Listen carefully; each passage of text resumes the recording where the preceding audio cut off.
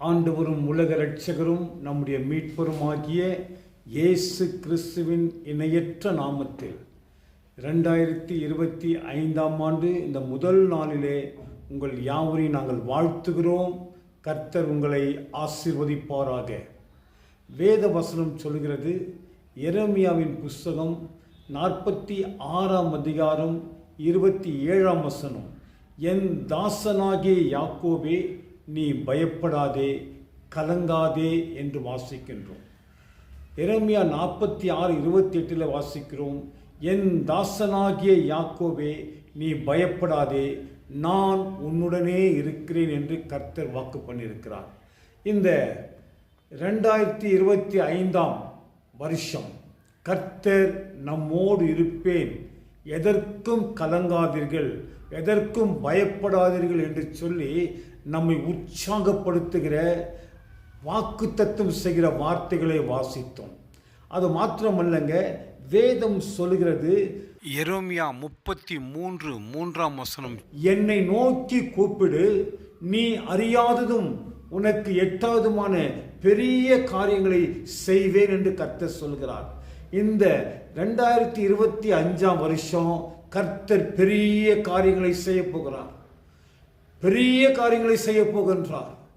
எரேமியா 33:6 சொல்கிறது, இதோ நான் அவர்களுக்கு சௌக்கியமும் ஆரோக்கியமும் வரப்பண்ணி அவர்களை குணமாக்கி அவர்களை பரிபூர்ண சமாதானமும் சத்தியத்தை வெளிப்படுத்துவேன் என்று சொல்லப்பட்டிருக்கிறது. எனக்கு அன்பார்ந்தவர்களே, ஒவ்வொரு வருஷமும் வாக்குத்தத்தமான வார்த்தைகளை கேட்கிறோம். இந்த வருஷம் கர்த்தர் நம்மை பார்த்து சொல்கிறார், எதற்கும் கலங்காதே, பயப்படாதே, நான் உன்னுடனே இருக்கிறேன் என்று சொல்கிறார். ஆகையால் நாம் செய்ய வேண்டிய காரியம், அவரை நோக்கி கூப்பிட வேண்டும். அவரை நோக்கி கூப்பிடும் பொழுது நமக்கு அறியாததும் எட்டாவதுமான பெரிய காரியங்களை அவர் செய்வேன் என்று வாக்கு கொடுத்திருக்கின்றார். நீங்கள் ஆதியாகமம் 28 அதிகாரம் 15 வசனத்தை வாசித்து பாருங்க.